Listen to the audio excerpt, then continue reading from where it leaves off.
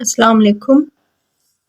मैं biological molecules के जो एमसीक्यूज का लास्ट टाइम जिक्र किया था उसी को आज सॉल्व करने जा रहे हैं और ये एक्सरसाइज मैंने ली हुई है सिंटैक्स बुक बोर्ड की जो न्यू बुक आई हुई है उसमें से, और एक दो एमसीक्यूज डिस्कस करूंगी। कुछ दूसरी बुक से मैंने लिए हुए हैं, ठीक है। तो यहाँ पर जो पहला एमसीक्यू आया हुआ है एक्सरसाइज के अंदर इसको अगर हम सॉल्व करने जाएं तो यहाँ पर ये एमसीक्यूज हमें ये बता रहा है कि अगर ये एमसीक्यू सबसे पहले दिया गया है वाटर मॉलिक्यूल से, ठीक है। वाटर मॉलिक्यूल का जो फार्मूला और उसकी बायोकेमिकल प्रॉपर्टीज हम लोग पढ़ते हैं चैप्टर नंबर 2 बायोलॉजिकल मॉलिक्यूल से ही लिया गया है ये सारा, ठीक। तो यहाँ पर है कि the slight negative charge at one end of one water molecule is attracted to the slight positive charge of another water molecule. यहाँ पर अट्रैक्शन जो बिटवीन स्लाइड पॉजिटिव और स्लाइड नेगेटिव चार्ज के बीच में पूछी गई है उसमें से हमें नीचे गए 4 ऑप्शन में से कोई एक ऑप्शन को चूज करना है। तो यहाँ पर हम अगर देखते हुए जाएं तो सबसे पहले हमें दिया गया है यहाँ पर कोवेलेंट बॉन्ड। तो वाटर मॉलिक्यूल के अंदर सबसे पहले यहाँ पर हम लोग वो चीज़ एलिमिनेट कर दें जो प्रेजेंट नहीं होती। तो 4 ऑप्शन में से एक है कोवेलेंट बॉन्ड, दूसरा है हाइड्रोजन बॉन्ड, तीसरा आयोनिक बॉन्ड और चौथा है हाइड्रोफिलिक बॉन्ड। अब देखिए कोवेलेंट बॉन्ड हम वाटर मॉलिक्यूल की फोर्स ऑफ अट्रैक्शन के अंदर डिस्कस नहीं करते, ना ही आयोनिक बॉन्ड डिस्कस करते हैं, ना ही हाइड्रोफिलिक बॉन्ड, क्योंकि ये नेचर पानी के अंदर absorption hydrophilic nature loving nature को डिस्कस नहीं कर रहा, ठीक है। ना ही शेयरिंग को, ना ही आयंस को शेयर, आयन की बात हो रही है यहाँ पर स्लाइटली पॉजिटिव और नेगेटिव चार्जेस की बात हो रही है। तो जो चार्ज होता है बिटवीन वाटर मॉलिक्यूल के बीच में उसको हम लोग नाम दे देते हैं हाइड्रोजन बॉन्ड का। वाटर के बीच में जो पॉजिटिव और नेगेटिव चार्जेस होती हैं वो जो है हमारे पास मौजूद होती हैं दरअसल हाइड्रोजन बॉन्ड की बुनियाद पर। नंबर 2 पर बताई गई tendency of water to coalesce oil drop into large droplet called. यहाँ पर 3-4 ऑप्शन अगेन दिए गए। एक बोला गया कि हाइड्रोफिलिक फोर्स होती है, दूसरा ये हाइड्रोफोबिक एक्सक्लूजन बोल रहे हैं, तीसरा हमारे पास हाइड्रोफिलिक एक्सक्लूजन बोल रहे हैं या हाइड्रोजन बॉन्डिंग होता है। एक्चुअली वाटर का जो अगर college oil drop into a large droplet के अंदर अगर डाला जाए ये ऑयल, तो यहाँ पर वो उसके अंदर फ्यूजन है, ये हमारे पास हाइड्रोफोबिक एक्सक्लूजन वाली नेचर दिखाता है। तो यहाँ पर सेकंड वाले में हम लोग मोस्ट प्रोबेबली जो आंसर आ रहा है वो आ रहा है बी का।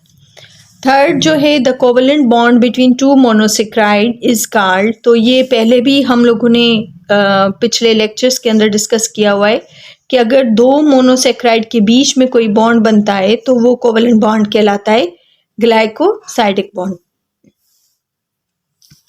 नंबर 4 के अंदर यहाँ पर बताया गया कि most abundant carbohydrates found in nature. जो मोस्ट अबंडेंट पढ़ा था हम लोगों ने लेक्चर के दौरान वो था हमारे पास सेल्यूलोज, ठीक।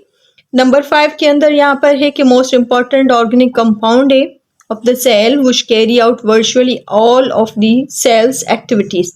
तो सेल एक्टिविटीज के ऊपर जो काम करता है वो ज्यादातर हमारे पास होता है प्रोटीन की नेचर में, यानी कि प्रोटीन खुद। नेक्स्ट यहाँ पर हम लोगों ने all amino acid have same formula except. तो अब हम लोगों ने पिछले लेक्चर्स के अंदर डिस्कस किया था कि alpha group, hydroxyl, amino group, ये सारी चीजें तो सेम रहती है लेकिन रेडिकल जो होता है वो चेंज रहता है। तो यहाँ पर आंसर होगा रेडिकल। नंबर 7 में a dihydroxy alcohol made of 3 carbon atoms called. जहाँ पर ट्राई हाइड्रोक्सी अल्कोहल आता है तो वहां पर हम लोगों ने लास्ट टाइम जो लिपिड्स पढ़े थे उसके अंदर था हमारे पास glycerol. Large and important class थी हमारे पास क्लास लिपिड की made up of isoprenoid unit called तो फॉस्फोलिपिड जो हैं वो हमारे पास आइसोपेरानोइड की लिंक से पड़े भी नहीं थे, वैक्सेस भी नहीं पड़ा है, असाइल ग्लाइसरोल भी नहीं पड़े थे, तो हमारे पास यहाँ पर आ जाएगा टर्पिनॉइड्स। टर्पिनॉइड्स का जो यूनिट था वो हमारे पास था आइसोपेरानोइड। नेक्स्ट हमारे पास जो है क्वेश्चन नंबर 9 कि how many molecules of water are needed to completely hydrolyse polymer that is 21 monomers.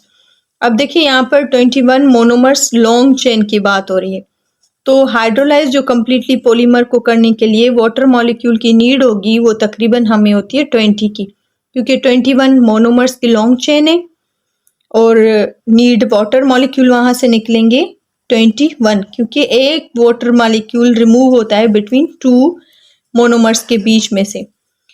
में 10 नंबर है which of the following is true of about starch and cellulose. तो स्टार्च एंड सेल्यूलोज जो है वो दोनों हमारे पास polymer की नेचर है, पॉलीसेक्राइड से ताल्लुक रखते हैं, तो इस भी हाफ पर ये ज्योमेट्रिकल आइसोमर नहीं होते, नंबर 1, और ये डाइजेस्ट भी नहीं हो सकते ह्यूमन बॉडी के अंदर, और ये बोथ एनर्जी स्टोरेज प्लांट के अंदर काम नहीं करते, तो इस वजह से इसका जो पहला ऑप्शन है they are both polymers of glucose, ये सही रहेगा। इसके अलावा 2 और एमसीक्यू हैं जो मैं आपके साथ डिस्कस करना चाह रही हूँ यहाँ पर। सबसे पहले कि हमारे पास प्रोटीन के ये मैंने दोनों लिए हुए, इम्पॉर्टेंट लगे मुझको कुछ हिसाब से कि अमाइनो एसिड कोई ऐसा अमाइनो एसिड जो कंटेन करता हो सल्फर के radical group as a sulphur के तौर पर, क्योंकि हमने प्रीवियस लेक्चर के अंदर ये चीज़ पढ़ी थी कि हमारे पास जो अमाइनो एसिड्स होते हैं उनके अंदर कार्बन, हाइड्रोजन, ऑक्सीजन, नाइट्रोजन और सल्फर भी आता है। तो इस हिसाब से ग्लूटामाइन, लेसिन, ग्लूटामेट नहीं होता हमारे पास, सिस्टाइन जो होती है वो हमारे पास एक्चुअली सल्फर की अमाइनो एसिड रेडिकल के तौर पर ले आता है। सल्फर अमाइनो एसिड जो है वो broken down to form urea, तो यूरिया फॉर्मेशन हमें पता है, इसको हम लोग उसी चीज़ से लिंक कर सकते हैं, क्योंकि प्रीवियस लेक्चर के अंदर हम लोगों ने जो पढ़ा हुआ है तो वो वहाँ पर हम लोगों ने पढ़ा था कि जो यूरिया होती है वो हमारे पास डिफरेंट एरिया, डिफरेंट सेल्स के अंदर ब्रेक डाउन हो सकती है, तो यहाँ पर इसका ऑप्शन होगा राइट ऑप्शन लिवर।